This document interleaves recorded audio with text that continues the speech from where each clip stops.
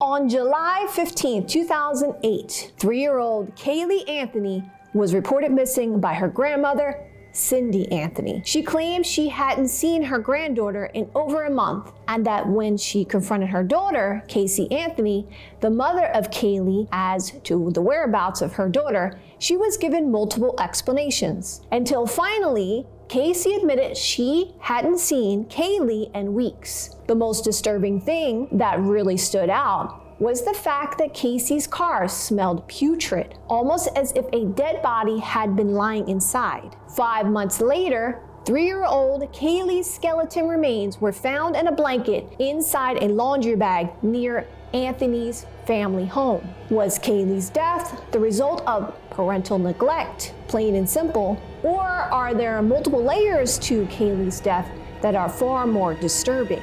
This is a story of Casey Anthony.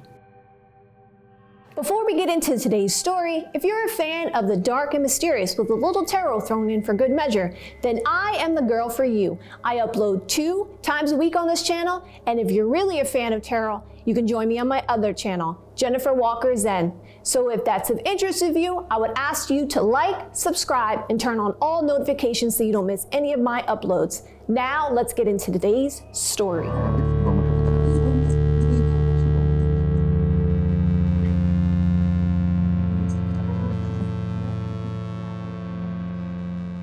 Casey Anthony was born March 16, 1986 in Warren, Ohio. She had an older brother named Lee that, for the most part, was laid back and kept to himself. Her parents, Cindy and George Anthony, knew almost immediately she was the polar opposite of her brother, meaning she was extremely energetic and always getting into something. At some point in her youth, her family relocated to Orlando, Florida, where her father became a police officer and her mother became a care nurse. Nothing unusual happened during Casey's childhood, and by all accounts, it appears as though Casey had a relatively normal life. That all changed, however, when she became a teenager. It was at this point, it is said by friends and family, that she developed a weird pattern of lying. She would lie about anything. This was also the time, coincidentally, that she began pushing her family away as well. In a short period of time, Casey went from the girl that told her parents everything into a teenager they barely knew at all. According to her mother, Cindy, Casey made it impossible for them to be involved in her life, most because she wouldn't tell them anything. It was duly accepted by her parents that she was going through a phase, and at some point would mature enough to see that she was being her own worst enemy. As a result of this belief, Casey was allowed to go out with friends and party all night, even at times coming back home extremely intoxicated. It wasn't until her parents trying to find out information about her graduation that the depths of her destruction lifestyle were truly discovered. They were informed that Casey wouldn't be graduating because she was failing most of her classes. Shocked and disappointed, they confronted Casey. It is unknown what they said. However, whatever it was good enough for her parents to allow her to drop out of high school. A short time later, she got a job at Universal Studios, working at the Hard Rock Cafe. In January of 2005, Casey met and fell in love with her boyfriend, Jesse Grunt. And by all appearances, things seemed to be moving in a positive direction. However, later the same year, she found out she was pregnant at the age of 19. It is alleged by those that knew her that she thought she was too young to be pregnant and really didn't want to keep the baby, and in fact was actively looking into putting the child up for adoption. Casey openly complained about how having a baby would cramp her lifestyle and take away her freedom. With all that being said, she went on to conceal her pregnancy from her parents for an unbelievable 7 months. She did this by wearing extremely baggy clothes, and since she was extremely petite,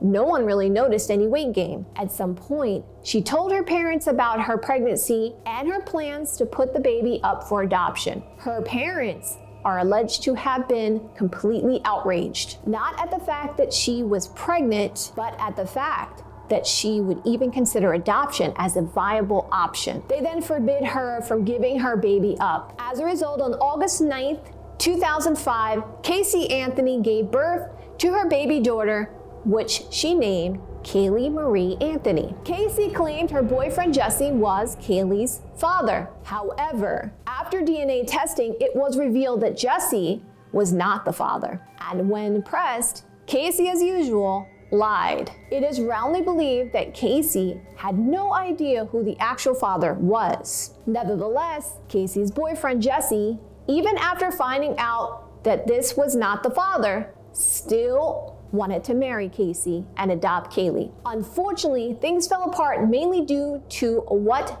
Jesse describes as Casey's continuous pathological lying and erratic behavior. Additionally, for some unknown reason, it was decided not to tell Casey's older brother, Lee, who lived in the house, about the pregnancy until the last possible moment. Lee, feeling confused and betrayed, distanced himself from the family for quite some time due to what he considered irrational thinking on the parts of Casey and his parents. Shortly after her breakup, Casey decided to enlist the help of a nanny named Zerneda Fernandez Gonzalez, or Zanny, as Casey called her. When asked by her parents how she knew Zanny, she told them she was introduced by a fellow co-worker at Universal Studios named Jeff, an IT tech. She claims Zanny was Jeff's ex-girlfriend who he paid to watch his son. As a gesture of kindness, paid for Kaylee to be watched as well. As incredible as it may sound, they believed her unlikely story of a random stranger paying for her daughter's childcare. A short time later, after having been single for a few months, Casey decided to start dating again. It is alleged that her partying habits picked up where they left off, and in no time, she was once again a frequent partygoer. It was at one of these parties that she met an inspiring DJ named Tony. As things began to get serious between her and Tony, she began bringing Kaylee over there to the apartment he shared with two other roommates. It appears that at this point, Kaylee had 3 sets of parents: her mother, Casey, and her grandparents, Cindy and George. She was even given her own room, and for all intended purposes, because Casey spent so much time partying, they became her primary caretakers. And on June 15th, 2008, Casey and her family had a huge falling out, most likely about her neglectful parenting. The next morning, Casey left with Kaylee for a supposed work trip to Tampa, Florida. In reality, she was angry over being chastised and didn't want to come back home. So she instead headed over to her boyfriend's apartment. When she got there, Kaylee wasn't with her. Casey ended up staying at her boyfriend's house for a month. Her mother, Cindy, on several occasions asked to speak to Kaylee. However, each time she was met with different excuses, such as she was taking a nap, sleeping, or with her babysitter, Zanny. Also, during this time, Casey began partying more than ever. She had been seen participating in a sexy body contest at a local club, and at this point was out drinking with her friends almost every night. During this time, the social media platform MySpace was very popular, and that is where multiple photographs of her drinking and partying were posted. What really stands out is during this time, no pictures of Kaylee were posted. What also was worth noting here is that around this time, she had got a tattoo that displayed the saying, Bella Vita, meaning beautiful life. One can infer that in her eyes at least, she was enjoying herself, living her best life, especially without the responsibility of her daughter, or at least that's how it appears. Things finally came to a head, however, when the car Casey's parents let her borrow was found abandoned at a check cashing store. Casey claimed she had ran out of gas and didn't have enough money to get it towed to a gas station, and the best option was to just leave it there with the keys. A week or so later, employees realized the car had been parked for an extended period, had it towed. A few days later, George, Casey's father, was contacted and informed that this car was in pounded. George, thinking the worst, immediately went to the impound to find out exactly what was going on. Upon arriving, he paid the fee, got the keys, and proceeded to inspect the car. As soon as he opened the door, he was immediately hit with a putrid smell. He claims the smelled like a dead body. As soon as George got home, he immediately led his wife to the car, and she too was repulsed by what she smelled. They popped open the trunk and saw a trash bag. Thinking it was the source of the smell, Cindy claims to have immediately discarded it without opening it and used an entire bottle of Febreze on the inside of the car. Additionally, the car doors left open to help air the car. By this time, George and Cindy were furious and were in disbelief with how Kaylee just abandoned the car without informing them. Several red flags began to go up, such as if she had no car, how was she getting back and forth to work? And how was she getting Kaylee to Zanny? Cindy determined to get answers and managed to track down Kaylee to her boyfriend's apartment. Upon arriving at her boyfriend's apartment, she was let in by one of their friends. What she walked into was horrifying. There was drug paraphernalia everywhere. Cindy walked into Casey's room and demanded to see Kaylee, to which Kaylee replied was with Zanny. Unable to take Casey's lies anymore, Cindy asked for Zanny's address so she could pick up Kaylee herself. Kaylee appeared to be very hesitant to say anything. Cindy then began confronting her more intensely in front of her boyfriend. Kaylee, embarrassed and humiliated, agreed to come home to discuss the whereabouts of Kaylee further. After arriving home, Kaylee continued to stall, leaving Cindy no choice but to report her grandchild missing. Kaylee allegedly appeared calm and not at all concerned about the whereabouts of Kaylee. Kaylee initially had no interest in speaking with police. However, after being pressed by her mother, she finally relented and told the 911 dispatcher she knew where her daughter was. But she had no way of contacting them because the phone number she had for the nanny was a number that no longer is in service. Kaylee also claimed early that day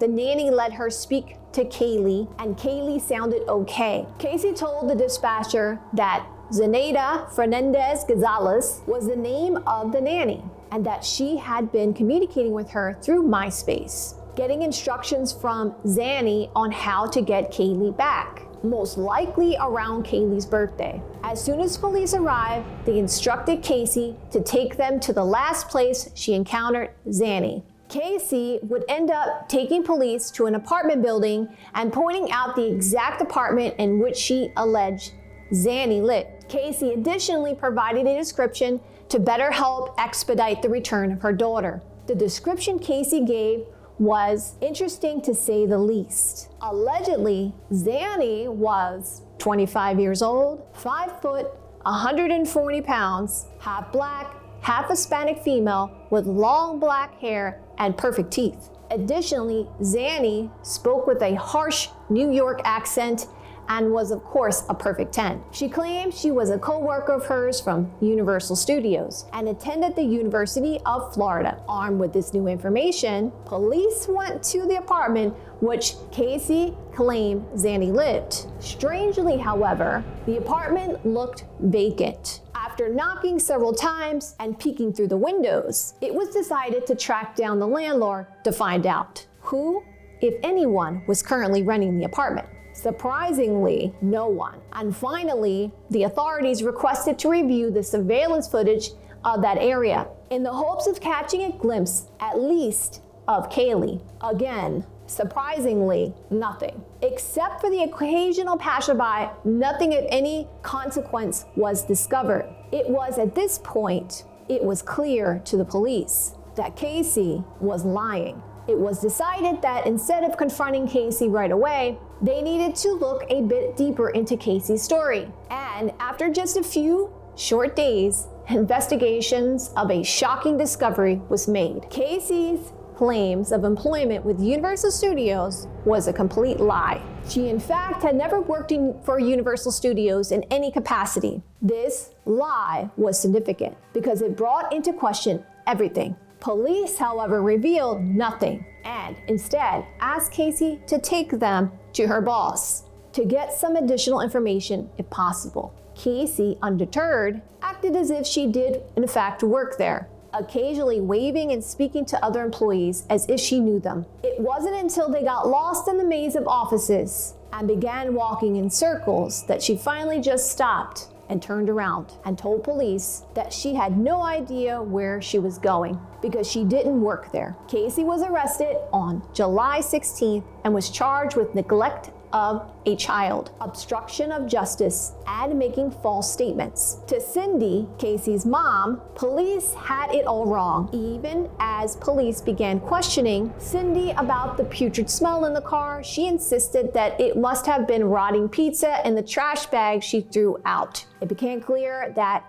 Cindy was in denial. Even after a cadaver dog was brought in and reacted to the stains in the trunk of the car, she still was not convinced. The carpet was taken out of the trunk of the car and tested. What was revealed was the stain was of a decomposing body and with very strong elements of chloroform. Additionally, a hair was found. After mitochondrial DNA testing, it came back saying that the hair was either Cindy's, Kaylee's, or Kaylee's hair. The hair was longer than Kaylee's and was untreated, unlike Cindy, which means by process of elimination, it was Kaylee's. Investigators also seized the family's computer. It discovered that someone had been using the computer to Google search how to make chloroform. Cindy, however, claimed it was her that mistakenly searched out that term. She claimed she was searching for chlorophyll on the computer because her dogs were eating bamboo in the backyard, and she wanted to make sure that it wasn't toxic. During her search, it pulled up chloroform. She saw it and clicked on it. That claim, however, to authorities sounded ridiculous and was chalked up as Cindy trying to protect Kaylee. Furthermore, after some additional digging, it was provided that Cindy wasn't even home during the time of the search. It also is worth noting that Kaylee was not able to identify the actual Zeta Gonzalez in the area from the photo lineup. And that is largely believed by authorities that Zanny is in fact short for Xanax. The theory being that when Kaylee told friends and family that her daughter was with Zanny, she in fact was giving her a small amount to keep her sedated while she partied. Cindy and George hired a defense attorney, Jose Baez. The impact he provided was felt immediately. He wrote a letter to the sheriff's office professing Kaylee's willingness to cooperate with law enforcement. Soon after Kaylee's bail was set at $500,000, which was promptly paid, she was given an electronic monitoring device and released and headed back to her parents. The media, however, by this point, had labeled her as the most hated woman in America. And the public was outraged and furious that Kaylee was released to go back home. Several physical altercations took place between the Anthonys and random strangers right outside their home. And just when he thought things wouldn't get any worse, on August 29th, Kaylee was arrested again, this time for something that had nothing to do with the case. She was arrested for writing checks totaling $650 without the person's permission. Kaylee's parents posted the $500,000 bond and she was released again from jail into their custody. A short time later, on December 11, 2008, less than a mile from the Anthony's family home, a utility meter reader was out working when he saw what he thought looked like a small skull. He poked at it with a stick and immediately called 911. Unfortunately, the police didn't take him seriously. It would take him calling an unbelievable 3 separate times over the period of a few months for them to finally take action. When they finally did come out, what they found was stunning. They found a skull with duct tape on it, and a few feet from that, they found a bag with the remainder of a skeleton in it. And next to that, they found a laundry bag with Winnie the Pooh and Piglet blanket in it. They immediately knew it was the remains of a child. On December 19th, police came forward and announced that the DNA confirmed the remains belonged to Kaylee Anthony. After getting a warrant for the Anthony's house, they discovered that Kaylee's room had a Winnie the Pooh theme. They also found a white laundry bag similar to the one that they found at the crime scene. It was revealed that the bag only was sold in pairs, meaning whoever disposed of Kaylee's remains was from the household, or at the very least, was not a random stranger. Casey was the obvious prime suspect and was charged with first-degree murder. The charging of Casey's ripped the family apart, with Cindy clearly supporting Casey no matter what, while George sunk into a deep depression. And in January of 2009, George Anthony, thanks to someone calling in a wellness check, was found with a cocktail of drugs and alcohol, attempting to end his life. Thankfully, he was caught just in time. Beside him was a lengthy suicidal note stating that he had enough and couldn't take it anymore and wanted to be with Kaylee. Fortunately, he got the help he needed to continue on. On May 24th, 2011, the trial began. George and Cindy Anthony were highly criticized due to the fact that they showed little to no emotion, leading many to believe that they cared more about their dysfunctional daughter than their granddaughter. However, what is not very well known is that they were asked by the judge not to show any emotions during the court proceedings, and if they did, they would be immediately asked to leave. In my opinion, this was done by the judge to guarantee a fair trial for Casey. The optics of her parents being upset, most likely the judge believed would affect the jury. The prosecution's case against Casey was straightforward. There was no nanny, there was no job, and Casey, unintentionally or not, killed her daughter due to her wanting to maintain a carefree lifestyle. Casey's defense team, however, seemingly had a blame everyone else but Casey's strategy, even going on as far as accusing her father for her dysfunctional behavior due to the fact that he molested her at a young age. This strategy came as a surprise to everyone, especially their father, who upon cross-examination completely denied the allegations. It is also worth noting here that her father looked completely defeated on the stand, a combination of disappointment and disgust, and finally accepted that his daughter was not who he thought she was. The defense's primary theory was that Cindy was out working and George and Casey were looking for Kaylee when suddenly George found Kaylee drowned in the pool and yelled at Casey to look what she's done, saying that her mother would never forgive her. George, then trying to save his daughter from prison, disposed of the body. Another theory that was floated and believed primarily by Cindy is that Kaylee accidentally drowned in the pool while Casey was watching her, and then Casey must have freaked out and tried to dispose of the body, but didn't realize what she was doing. According to many, the case had turned into a circus, citing that the defense did a very skillful job in muddying the waters by confusing facts as opinions and strategically pointing the finger at other far-fetched, more remote possibilities. And amazingly,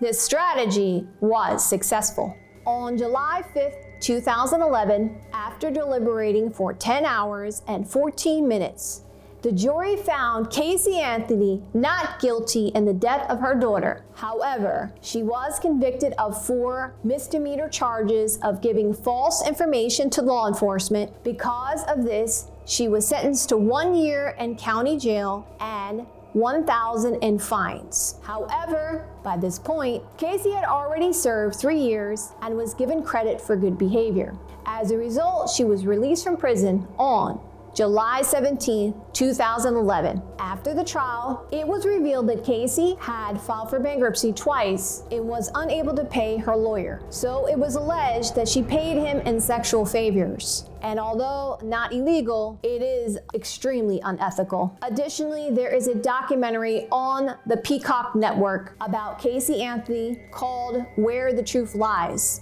In my opinion, it's interesting, but does not do much to move the needle either way. It is also worth mentioning that currently, Casey Anthony lives and has for quite some time with Patrick McKenna, a private detective who worked as the lead investigator on her case in 2011 trial in the death of Kaylee. Make of that what you will. Now that you know the story, let's get some answers. Join me in my investigation room.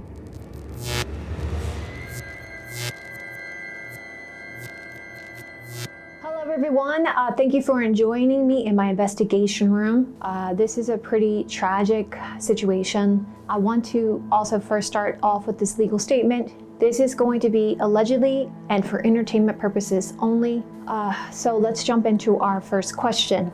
Okay, so was Kaylee's death accidental? Now, I'm going to give you a hard yes or no on this question, but with this, it's kind of difficult, and I'm going to share with you why, and I'm also going to give some details of what happened, and then I'm going to sum everything up at the end. Okay, so, all right, so as you can see, if you look at the Two of Swords energy, this is a yes or no, because obviously there was something that this child was given that caused the demise of the child, but I don't feel that this was done on purpose, or more or less it was kind of more accidental. But of course, with the fact that because of what was given, that could be considered something that was done on purpose. But of course, the result of that was accidental. I don't know if that makes sense to you, but that's what I see here, because we see the Two of Swords. It looks like there was a visitor, somebody did something that they wanted to do, they really loved. Also, I would say that I'll talk about the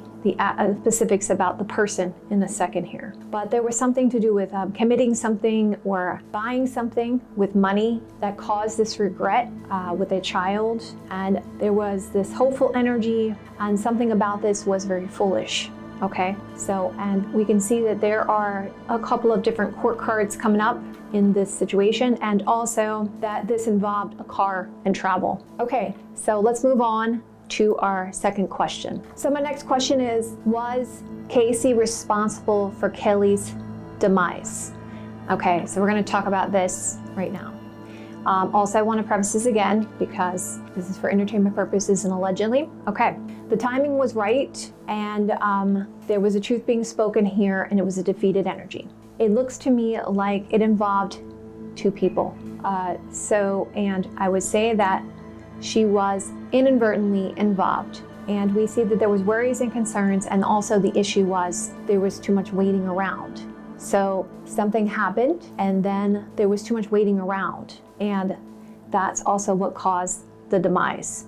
So I don't feel that she was aware exactly of what happened after the child was given something, because there was some waiting around. And it seems like there was some kind of worry and concern when it was recognized that it happened. So yes or no on this? Inadvertently, yes. Yes, she was involved and had knowledge, but I feel like the individual who gave the child something was a masculine energy. Okay, let's move on to the next question. So my next question is, did Casey have help covering this up? What happened to her daughter, Kaylee? Allegedly, entertainment purposes only, you would say yes, because we see multiple people here. Now, I'm not saying that they were directly involved, but there's definitely people here. We have a Aries, Sagittarius, Leo energy. We have a couple here, a masculine, feminine energy. We also have a Cancer, Scorpio, Pisces energy. So what it says specifically, there's a person here, Aries, Sagittarius, Leo energy. It looks like a feminine, and we see that there was a secret. There was a lot of obsession about this heartache, and we see that there's this couple, and we see that there was a lot of alone time to think about this, a lot of deep, heavy soul searching about this situation. Again, we see a younger water sign, Cancer, Scorpio, Pisces energy, and Six of Pentacles, someone who is giving or helped to give this, administer this, whatever this was, to the child. And Nine of Cups again says yes. Okay, so we're gonna move on to the next question. Okay, so the next question is, did the father help cover up the demise of Kaylee? So let's take a look. So obviously, yes, the answer would be yes, in the sense of, I don't feel like they were completely aware of what was going on, okay? Obviously, we know from, you guys know from the breakdown of the story that they did air out the car and that they definitely put Febreze, but it seems like they were just as shocked, okay, about the situation as anyone else. So I feel like it was also something that was possibly inadvertently done, because obviously we do know that the parents did get the car, then aired out the car. So I feel like the reason why the tarot is leaning towards this yes, obviously we see a choice here in the Nine of Cups. It's just because of the fact that there was an inadvertent kind of involvement there. All right, so join me for the summary where I'm going to bring everything together for you guys. All right, so I'm going to talk about I'm going to bring everything together for you guys now that we've done all the yes or no's, and I'm going to tell you what I picked up and what I felt actually happened. And remember, this is for entertainment purposes and allegedly. Okay, so what I felt was that the child was given something and was left in the car. It was hot, and that's where I feel like the child was given too much. I feel like the child was given this from a masculine energy who knew Kaylee, was a friend, and possibly was given too much because there was a sense of frustration going on with Kaylee, and it seemed like maybe they weren't aware that they gave too much, okay?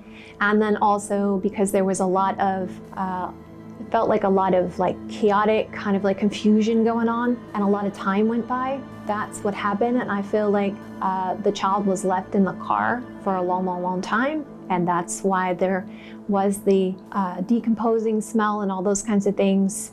And then I feel like that because of the multiple people that possibly were aware of the incident, obviously the body Kaylee was disposed of, and then the car was abandoned. So it's pretty much my summary here, guys. And I would love to hear your feedback, and I send out the prayers, and I feel really bad for the family here. So, and Kaylee, of course. I love you guys.